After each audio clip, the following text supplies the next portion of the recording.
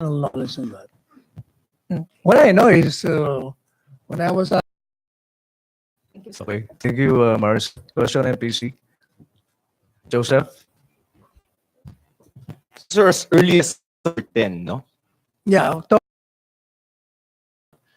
right. So, sir, both of you spokesperson and press secretary. chief presidential legal, Yung, chief presidential legal. yung press secretary, Wala pa ay, because has not yet been created. It has to Okay. be created by an executive order. okay, sir, practice na tayo, start na tayo, sir. Bilang spokesperson, sir, any word on the replacements or the possible replacements once those cabinet secretaries file their COCs? Kasi kagabi, kinonfirm na niya si Sap Bongo. Any other cabinet members, sir, who are confirmed as of now to run for the 2019 elections? From what I know, Secretary Ivasco is running for governor. Who else? Secretary Francis Tolentino is running for senator. And who? I don't know if he's. I haven't heard. I think. Yeah. Tesda. Yeah, he's running. Who else? Castriones. I also. And Secretary DFA, Alan Cayetano is also running. According to him, he was running. I really don't know. Meaning, Mga gathering sinasabi niya, Senator Roque. so, sir, may mga replacements na po itong Ang mga... alam ko lang na replacement si Secretary Alan. I understand Teddy Boy Locsin is already accepted from what I gather from the news. But some of the more crucial positions, CABSEC, SAP, Wala pa akong balita niya. But I suppose the president has some names already in his mind. mm-hmm. Yun muna, sir. Okay. Thank you, Joseph. MPC. Celerina muna, Maricel. So regarding your office, will there be any reorganization? Which office The is this? as sa presidential spokesperson's office, like meron ba kayong tatanggalin or may idadagdag? I think I will maintain the same team. I don't know yet the setup. I told the team to give me a summary of who are the members of the team, what are they doing, what is the protocol during the briefing. I might introduce some changes. Such as?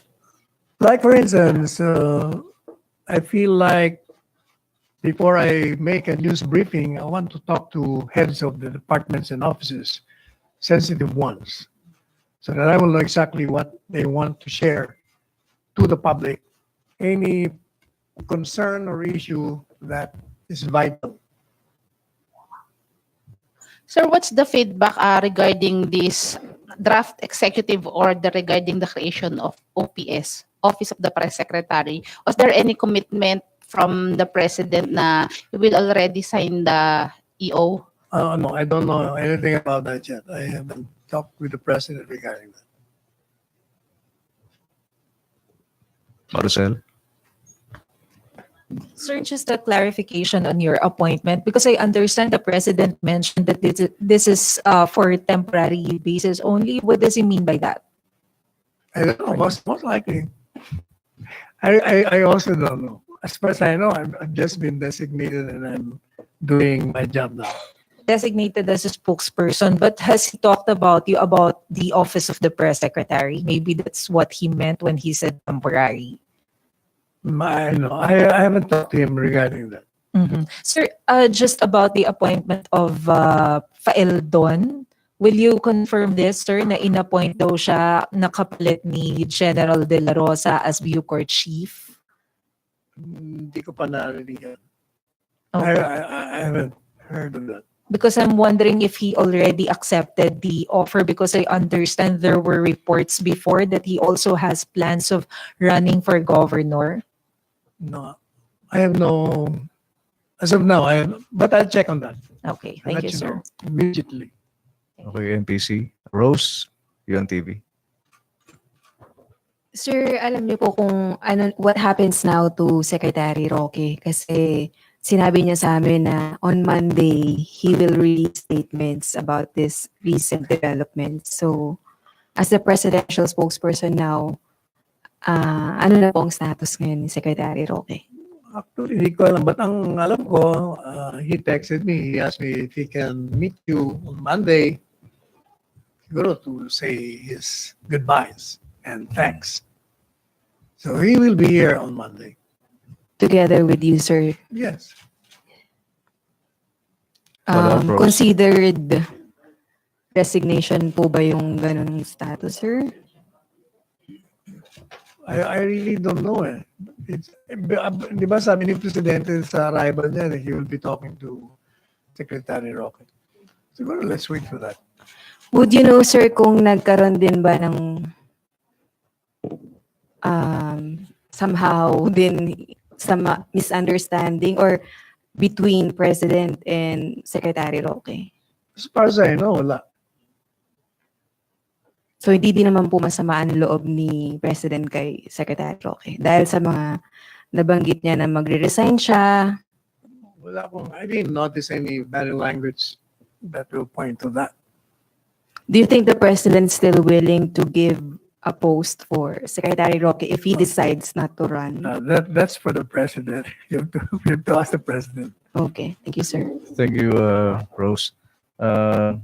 Secretary from Ina Andalong, what happens to the office of the presidential spokesman once office of the press secretary is formally established? Does that mean that eventually you'll give up the spokesman title and he will be referred to as Chenon? No. Thank you, Secretary. Jopel? Sir, clarification lang po. Doon po sa sinabi niyo, sir, na Secretary Roque texted you and sir, na accepted niya na yung nangyari. I suppose, in fact, he wanted to introduce me to you. But I already called the news briefing. Yep, darating na lang. Follow up, Jopel. Sir, do you have any information na mag-uusap daw po sila Sapgo at si Secretary Roque? No, hindi ko alam. Now, I watched the arrival statement. Sabi ni Presidente, he will be talking to Secretary Roque. Thank you, sir. Thank you. MPC, question? Joseph? Sir, comment lang. Yung Human Rights Council, I think, is opposing the membership of the Philippines and some other country to the Human Rights Council. Any comment on that, sir? Kami nga, kami Yung pong human rights opposing the membership of the Philippines to this. opposing Yes, sir. the Our membership, the Philippines membership to the Human Rights Council, I think, because of our alleged records on extrajudicial killings. Your comment, sir. who's opposing? It's a group, sir. Human Rights Watch. Well, but that's for the whatever that is to decide whether it will be accepted or not. Mhm. You don't agree with the premise, sir, that we are facing a human rights crisis?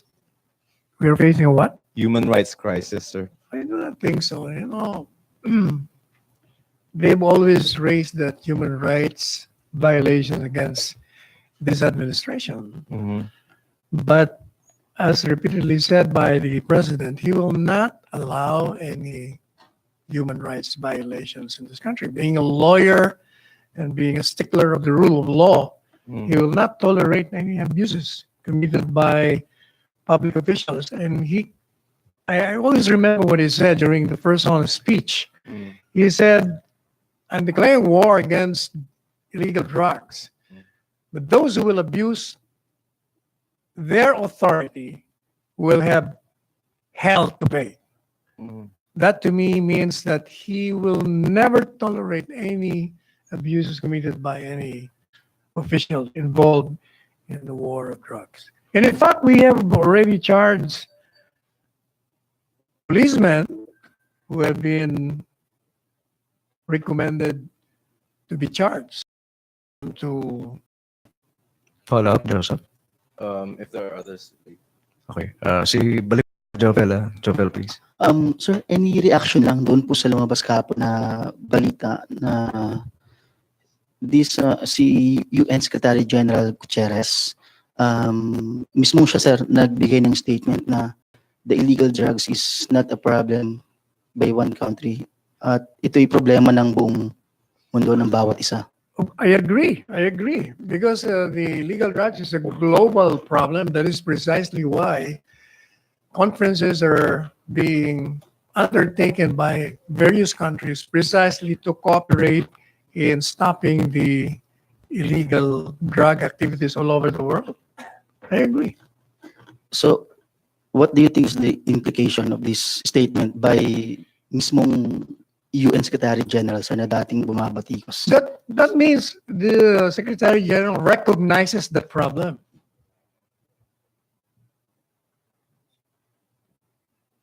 Okay na, Jovel? Eileen? Okay. Pakitanong naman po, payag ba kayong magpaula ng tig 1 million pesos ang PCSO mula sa mahigit 1 billion na What's that? Ano? ulitin ko, sir. Ano? Loto, sir. Sir, may nagpapatanong lang, ha? Test Nagtumaya questions ba kayo? lang to. Ako, gusto ko na yata tumaya. Sige, sir. Sir, ito po yung Eileen, tanong. Eileen. Since 1.2 billion na po yung ultra loto na hindi pa napapanulunan, may nagpapatanong kung payag daw ba ang gobyerno na ipamigay na lang sa mga Pilipino yung 1.2 billion pesos considering na 100 million ang Pilipino kung tig 1 million. Payag daw ba po bang palasyo? Hindi natin alam.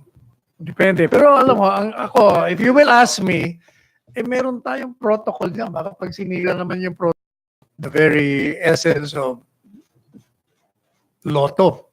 Baka naman masira. MPC.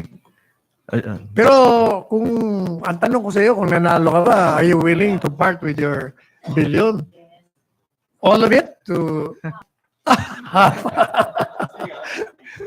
Oo. 500 million sa iyo. Okay. Thank you, sir. Balik tayo kay Joseph. Joseph. Sir, with regard to the president's health, because that's what I think. It's Chapter- bugging you. Huh? It's bugging you. Not bugging me, but okay, because meron doon nagkaroon ng, do you think how much should the public know about the president's health? Well, as the Secretary Roque says, the Constitution requires the President to inform the public when there is a serious illness afflicting him. And as President Duterte said in one of his statements, not everything he has to tell to his spokesperson. There are certain private matters that need not be told. And I agree on both, to both of them. Sir, why, But sir, what the I'm secretary- what I'm very certain is the results of the second procedure undertaken by him showed negative. And given his demeanor the last few days, he's very strong. Sir, would you ask if how much access do you have to the president? How much what? Access, sir. Access? Yeah. Well, I can always talk with the president.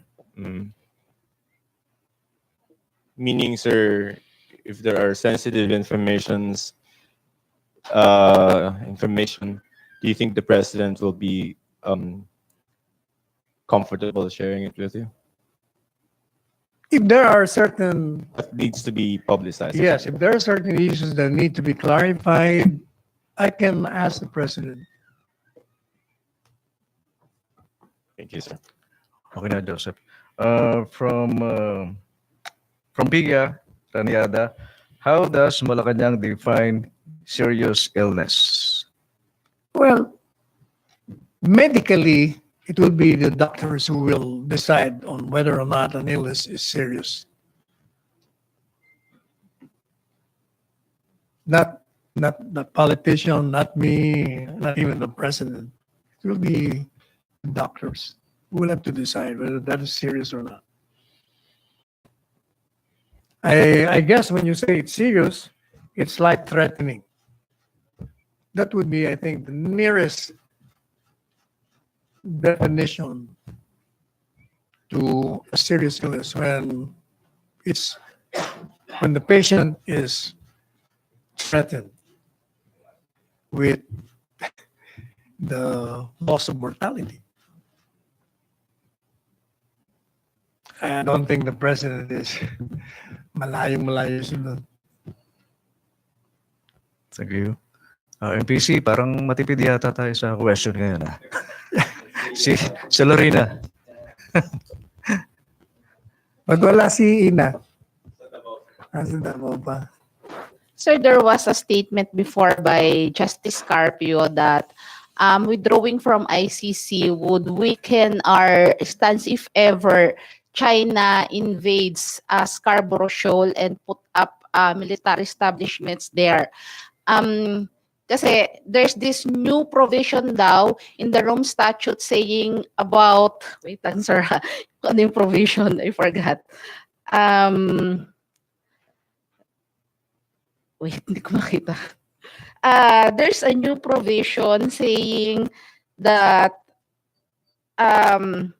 aggression, yung regarding the amendment on aggression by another country. So, if we're going to withdraw from ICC, which we already gave notice to, that will weaken our stance daw. So, any comment on that? May basis ba? Frankly, I have not seen the relation between withdrawing from the ICC and that particular Chinese issue. Wala akong makitang connection eh. And moreover, actually, misnomer yung withdrawal eh. Hindi naman tayo nag-withdraw actually. The notice was more of informing them that, excuse me, we're not part of you because you never assumed jurisdiction over us. Yeah, kasi kung walang jurisdiction, what are we talking about? So even if with this new provision sa ICC on crimes of aggression, you don't care. Parang, Wala yan. But you know, let me reiterate what I said much earlier when this issue came about. The very reason why the Rome Statute was created, creating the ICC, was in order that there would be a vehicle by which we can prosecute what the country or each country perceived to be tyrants or violators of heinous crimes. But if that is the rationale, then we do not need the International Criminal Court. Why? First, as the Rome Statute says, it will only come in if the state is unwilling or unable. But we are not only willing, we are able. What's the proof? We jailed the former President Arab. People, rightly or wrongly, perceive him to be a bad leader. We also detained former President Gloria Arroyo, but she was finally acquitted. In other words, our courts were functioning as they are functioning now. It's a robust judicial system. And more importantly, if you remember the 86 revolution, the people rose in revolt against a perceived tyrant. the late President Marcos. In other words, we don't even need an ICC because we have shown, demonstrated to the world that we can do without it. So sir, for the sake of argument, if ever nga it's okay if it's true na ab initio yung sa pag-join natin sa ICC if ever. Yeah. So will there be Duterte administration to apply or to ratify right now, rightfully ratifying, and then with the publication of this ICC with the Rome Statute, is there any plan? Not that I know of. As I said, we don't even need it. So why do you have to get into it if you don't need it? Even if yung other Moreover, you must benefits, remember that most of the powerful countries are not even members of that. but we're not that powerful. Huh? We're not that powerful. Even less powerful countries are not even members. Thank you, Celerina. We will take two more questions. Okay. Tuesday New.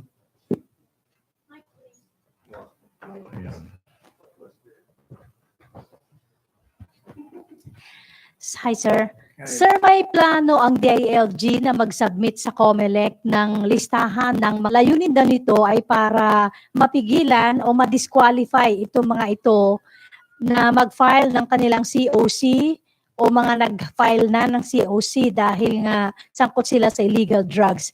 Pwede bang gawin ng COMELEC yun agad-agad na disqualify sila? Mayroon bang impact yung gagawin ng DILG? Well, that's the call of the Commission on Elections. If it feels that it can disqualify. I was watching the interview of the spokesperson earlier in one television interview. I think with Karen kanina. Parang he was saying that they have the authority to disqualify them. So, more on, sinasabi niya na pag walang capability to pursue a national campaign, hindi dun sa whether drugs or not. Kasi baka magka-problema din sila doon, no? I mean, as a lawyer now, I'm talking as a lawyer, you cannot just disqualify on the basis of suspicion. Magka-problema kayo doon. So, kailangan muna, sir, may official complaint o reklamo laban dun sa mga nakalista. Definitely, because that is due process. Okay. Thank you. Okay, one last. Okay, we will take two more questions. Joyce. Third Joyce, George. Sir, what is your view about dun sa draft constitution ng House of Representatives back Vice President and presidential succession in general, sir? But these amendments to the Constitution are all subject to the ratification of the people. Even the draft submitted by the commission created by the president is not the final draft because there are many groups who are submitting drafts, proposed amendments to the Constitution, and they will be submitting that to Congress. And I'm sure Congress will collate them. Like even our office has its own draft. Attorney Chris here can tell you that he's been working in it, and Attorney Darren. We have our own draft of what we want in the new Constitution included. So, depende lahat yan eh. Hindi pa naman final yan. They will be deliberating, anong maganda. But if you will ask me, I mean, personal, kasi, di ba, merong nagsasabi na Constitutional Commission, meron din silang gusto. O di mag-submit kayo sa tao ng as many drafts as you want. Diba, there are two drafts. They submit it. Which one do you like? This one or that one? Kung sino manalo, di yun ang gawin natin Constitution. Okay. But then again, again, as a lawyer and as a student of history, I think i-educate muna natin yung ating mga voters Kasi lumalabas sa survey, 80+% ang hindi nakakaintindi kung anong constitution. Siguro education muna. Pero sir, personally, do you believe na dapat po ba pagdating sa presidential succession, it should be the vice president? Should replace the president? Or dapat pa Senate President? Sa akin, it doesn't matter who basta meron. What is important to my mind is that there should be a line of succession, regardless of who these people are. There should be. Kasi magkakaroon ng vacuum kapaka-problema. So it doesn't matter to me whether sino ilagay mo dyan. Basta dapat meron. Okay. Thank you, Secretary. O baka meron pa. Sige, sige. Okay pa sa inyo. George, I'm up Siguro to 7 p.m. Hi, sir. Good afternoon. Sir, follow up ko lang yung issue on the narco list because the ILG was saying earlier that they may consider releasing the narco list to the public again, like what they did during the last barangay elections. But of course, your critics would say that it's a shame campaign. And the ILG also mentioned that the president approved the release of the narco list in a barangay level. So if the DILG will ask Malacañang once again to do it, you think the president will allow it kung hindi i-disqualify ng COMELEC yung mga allegedly involved sa illegal drugs? As I said earlier, yung disqualification, malabo yun. Kasi baka might violate the due process clause of the Constitution. Now, with respect naman dun sa releasing the list, alam mo, ang problema kasi, the DILG has also a responsibility to the citizens of this country to tell them exactly kung ano yung findings nila. Ito yung aming findings. Ito, nasa listahan na ito. Ito ang alam namin ng mga involved. So, you cannot also blame them. In the same way, when the president released the list of those names, he was in fact implementing the duty imposed to him by the Constitution. The people have the right to information. And since the president, as president, had all the resources in the world to have access to information, he felt that it was his duty to let the people know. But sir, yung question is yung validity ng information na nare-release sa public because while you already have the intelligence information, our authorities are still validating and still doing case build-up against these people. And once their name are already out, even if they are innocent, they're already judged by the public. So how will you react to that? Well, the law provides remedies for that. They can always resort to remedies. They can retain lawyers to protect their what they feel to be rights being violated. So you're encouraging, sir, to sue the government just in case that they do it. And they- What I'm saying is, we are run by law, by the rule of law. Regardless of who are involved, we have to bow to the majesty of the law. That's what I'm saying. Thank you, George. One last question kay Joseph, tsaka kay Joe. Hindi na, okay na. Wave na si Joseph. Jofel. On my, sir, on my, Okay, go ahead, Jofel. sir, I'll just go back dun po sa issue ni UN Secretary General Gutierrez. Yeah. Sir, ito bang statement ni Secretary General ng UN is a proof na yung war on drugs ng gobyerno is nasa right track? Well, you can give that way because by saying that this is a global problem, that means she recognizes that illegal drugs is worldwide. That it is a very dangerous problem that requires the cooperation of all countries in order to save generations, just like what the president is doing. Okay, Joe. Satisfied na, Joker? Okay na. Follow up lang. Joseph. Okay, one last. I think, sir, there's no quarrel, no? That the problem is, the drug problem is huge and it's global. But I think the issue there is method. Would you defend the method of the Philippines as far as our attempt to curb the problem? I think, as I stated once, I said the method being enforced in this country is a forceful legal method. And if there are any deaths arising from police operations against drug traffickers, it only means that those involved are resisting arrest and are using violence.